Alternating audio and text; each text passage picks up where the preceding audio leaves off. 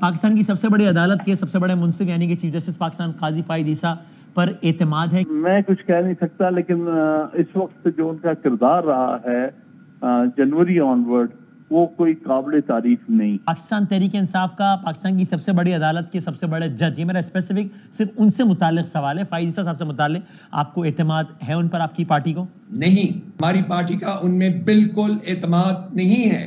دیکھیں، ملاقات میں جو خاص باتیں ہوئی ہیں، ایک تو جو پہلے ہم نے گزارش کی وہ سپریم جوڈیشل کونسل والا معاملہ میں نے دوبارہ پوچھا، بالکل وہ اس بات کے اوپر انہوں نے کہا کہ اس کے اوپر بالکل کریں چیف جسٹس صاحب کے حوالے سے۔ آج کی ملاقات میں انہوں نے کہا کہ آپ بالکل سپریم جوڈیشل کونسل میں جائیں اسلام آباد ہائی کورٹ کی چیف جسٹس کے خلاف۔ بالکل اچھا، ان کلیئر ورڈز، آل رائٹ۔ عامر فاروق صاحب کے حوالے سے بارہا درخواستیں کر چکے ہیں کہ آپ ہمارے کیسز کو نہ سنیں، لیکن بدقسمتی یہ ہے کہ اور آپ کا مطالبہ آج بھی وہیں قائم ہے، یہ نہیں کہ آپ کا مطالبہ بھی قائم ہے۔ ہم نے کئی مرتبہ درخواستیں دی ہیں اسلام آباد ہائی کورٹ میں، آج پھر خان صاحب کی انسٹرکشن سے ہم مطالبہ کرتے ہیں کہ خان صاحب کے cases free and fair tribunal کے سامنے ہوں، جس میں سے جج صاحب سے ہماری درخواست ہے کہ وہ ریکیوز کر لیں۔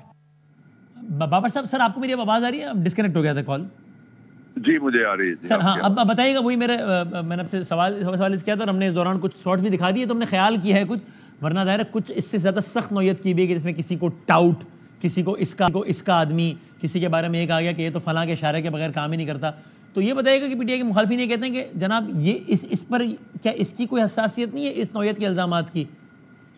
نہیں، بالکل بھی نہیں، یہ بالکل میرے خیال میں غلط تفہیم ہے، غلط طریقہ ہے، غلط سوال ہے، اور یہ غلط طریقے سے ایشو کو لینا ہے۔ پہلی بات یہ ہے کہ پاکستان کی تاریخ میں نہیں بلکہ اس ریجن کی تاریخ میں پہلی دفعہ ایک پوری جو کانسٹیٹیوشنل کورٹ ہے وہ کھل کے کہہ رہی ہے کہ ہمارے خلاف جو کچھ پوشیدہ ہاتھ ہیں انہوں نے نام بھی لکھے، انہوں نے اداروں کے نام بھی لکھے، وہ ہمارے خلاف یہ کر رہے ہیں اور ہمیں اس بات پہ مجبور کر رہے ہیں کہ ہم مخصوص مقدمات میں مخصوص طریقے سے ان کی مرضی سے ہم یہ سارا کام کریں، نمبر 1۔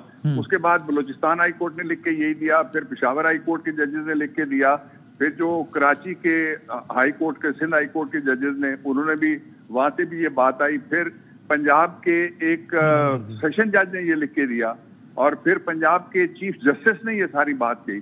تو یہ کس طرح سے کمپیئر کی جا سکتی ہے کہ اگر کسی نے کہا کہ میرا کیس کوئی سنے یا نہ سنے، اور ایک انڈیویجول اگر کسی کو نوٹس جاری ہوا یا ایک کسی کے خلاف کارروائی، these are two different things, یہ دنیایں علیحدہ ہیں۔ نہیں سر، یہ کہ کسی کو کسی کا ٹاؤٹ کہنا ہے، یہ کسی کے کہے بغیر کچھ کرتا نہیں ہے، اس طرح کے الزامات کا میں کہہ رہا ہوں۔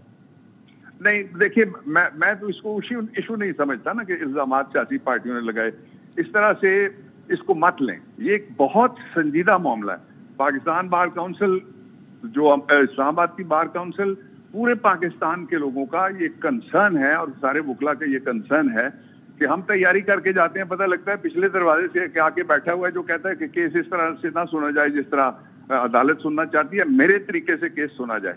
یہ اس طرح کی انٹرفیرنس دوسرے کسی ملک میں کوئی مثال مجھے آپ بتا دیں، کوئی اور مجھے ڈھونڈ کے بتا دے کہ انڈیا میں کیا ایسا ہوتا ہے، امریکہ میں کیا ایسا ہو سکتا ہے، آسٹریلیا میں کیا ایسا ہوتا ہے۔ نہیں، مجھے صرف پاکستان میں اس کی مثالیں آج کل بھی اور حالیہ تاریخ میں بھی یاد پڑتی ہیں۔ پینما کیس میں بھی ہمیں نظر آتے تھے ایسے ہی افراد، باقاعدہ وہ تو کیمرے کے سامنے بھی کچھ صحافیوں نے پکڑ بھی لیا ان کو کہ سر آپ یہاں کیا کر رہے ہیں، اور وہ منہ چھپاتے نکل گئے، اور وہ بھی ویسے انٹرفیئر پاکستان میں نظر آتی ہے، انڈیا کا میرا نہیں خیال۔ اچھا نہیں، چھوڑ دیجئے انڈیا کو بھی، اور باقی پینما کیس میں اگر ہوا تھا تو پینما والے جو ملزمان تھے وہ اقتدار میں بیٹھے ہوئے ہیں، پکڑو سب کو، ہم آپ کے ساتھ ہیں۔ وہ اگر پروسیکیوٹ کرنا چاہیں تو میں اپنی خدمات دیتا ہوں، پکڑو ایک ملزم، اس کو پروسیکیوٹ کرو۔ یہ جو دیکھیں، two wrongs cannot make one right. Very true, agreed. اگر پہلے غلط ہوا تھا تو اب پھر غلط کیا جائے اور مسلسل پاکستان کو غلط راستے میں ڈالنے کی کوشش کی جائے، یہ غلط بات ہے۔ بالکل صحیح بات، یہ بات ٹھیک ہے، ایگری۔ تو سر اب یہ بتائیے گا کہ اس میں اب آپ کو آگے معاملہ، یعنی ایک لمحے کو میں آپ کی جو رائے ہے وہ اس کو بہت لگا کہ آپ کا اگر تجزیہ جاننا چاہوں کہ آپ کو یہ سارا معاملہ 2 ہفتے بعد، 4، 6، 8، 10 ہفتے بعد آپ کو جاتا کدھر نظر آتا ہے؟ ایک تو ہے نا کیا ہونا چاہیے، وہ تو کلیئر ہے، میں اس پاس سے مزید سوال بھی کروں گا۔ آپ کا اگر میں تجزیہ پوچھوں، آپ کو کیا لگ رہا ہے یہ کدھر جا رہا ہے سارے کا سارا معاملہ؟ کسی تصادم پہ خدا نخواستہ منتج ہوگا یا ہوگا کیا؟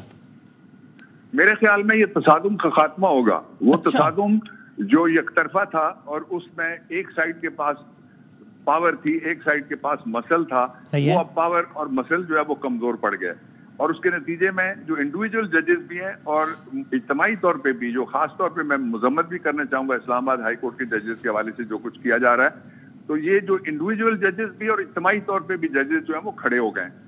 اور یہ آپ یقین کیجئے کہ اس طرح سے میں نے پہلے اپنے کو 4 عشرے کا جو میرا وکالتی اور عدالتی کریئر ہے، میں نے اس طرح سے ججز کو کھڑے ہوتے ہوئے نہیں دیکھا. اس کا سبب یہ ہے، اب آپ اس کو ذرا کوانٹیفائی کریں اگر، کہ ایک بندے کو بلی کر کے آپ نے اس کے ناک میں دم کر دیا اور آخر میں اٹھ کے کھڑا ہو گیا. اس نے کہا بھائی بس جو انف از انف، اور اب اس سے آگے میں کوئی بات آپ کی نہیں مانوں گا، اس سے آگے میں آپ کی کوئی بات نہیں سنوں گا. ایک پہلو یہ مجھے نظر آ رہا ہے.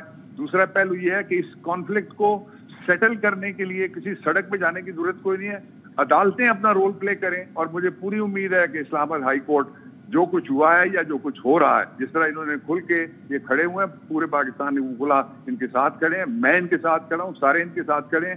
یہ اس کو کسی منطقی انجام تک آپ پہنچنا چاہیے. اور یہ گرد جو ہے وہ آپ کو کب تک سیٹل ہوتی نظر آتی ہے، یا آپ کے الفاظ میں منطقی انجام تک آپ کو کب تک اگلے 4-6 ہفتوں میں یہ گرد بیٹھتی نظر آتی ہے یا نہیں؟ نہیں، یہ گرد نہیں ہے جی، بہت شدید قسم کا گند ہے. اس کی بھل صفائی کی ضرورت ہے جو ہائی کورٹ نے انڈیا دیا ہے، اور وکلا اس میں ساتھ ہیں اور قوم بھی اس میں ساتھ ہے. لوگ چاہتے ہیں کہ میرٹ پہ فیصلے ہوں، جس کو سزا ملنی ہے میرٹ پہ سزا ملے، جس نے بری ہونا ہے وہ بری ہو. میں وسیم آپ کو یہ میں توجہ آپ کی چاہوں گا، آپ نے وزیروں کے بیانات کی طرف، میں آپ کے صرف ایک وزیر کا بیان آپ کو بتاتا ہوں. ایک وزیر صاحب یہ کہتے ہیں کہ جی ہم نے وسیم عمران خان کے خلاف ہمیں مقدمات نہیں مل رہے، نہیں ملے تو ہم بنا لیں گے. اگلے دن ایک صحافی کے نام کے اوپر درخواست جاتی ہے، گورنمنٹ آف پنجاب بیٹھ کے کہتی ہے کہ ان کے خلاف مقدمہ بنا دو. بھائی مقدمے تم نے 200 بنائے، اس کا نتیجہ کیا نکلا ہے؟ اس ملک کو کہیں چلنے دو. یہ جو جھوٹے روپ کے درشن ہیں، لوگ اب یہ ماننے کے لیے تیار نہیں ہیں کہ یہ پاکستان میں کوئی جمہوریت ہے، پاکستان میں کوئی رول آف لا ہے، پاکستان میں کوئی کانسٹیٹیوشن ہے، پاکستان میں کوئی جسٹس سسٹم ورکنگ ہے. جسٹس سسٹم کے اندر کتنی بڑی مداخلت ہے، اس کا ثبوت صرف ایک خط کافی ہے. اسلام آباد ہائی کورٹ کا خط آپ دیکھ لیں، یا آپ جو عباس مصطفی صاحب ایک سیشن جج ہے سرگودا کے، جہاں مجھے اور عمر ایوب کو روکا گیا تھا پورا دن اور ہم دھوپ میں کھڑے رہتے اور ہمیں اندر نہیں جانے دیا گیا تھا، وہ خط آپ دیکھ لیں، یا کوئی دوسرا خط آپ اٹھا کے دیکھ لیں. اس پہ تو میرے خیال میں سپریم کورٹ بھی فل کورٹ بیٹھنا چاہیے اس بات پہ. یہ اتنا بڑا ایشو ہے کہ یہ ان تمام ایشوز پہ جتنے پچھلے سال کے اندر فل کورٹس ہوئی ہیں، یہ سب سے بڑا ایشو ہے جس کے اوپر انہوں نے کچھ پارلیز ہوئے ہیں، ججز کچھ بیٹھے ہیں، لیکن اس کو آفیشلی ٹیک اپ کرنا چاہیے اسلام آباد ہائی کورٹ کو. اس کو آفیشلی ٹیک اپ کیا جانا چاہیے سپریم جوڈیشل کاؤنسل میں بھی. دیکھیے مداخلت جو ہے وہ بذات خود لوگوں کی ایکسیس ٹو جسٹس جو فنڈامنٹل رائٹ ہے اس کو قتل کر رہی ہے، اس کا قتل عام کر رہی ہے جو مداخلت ہے.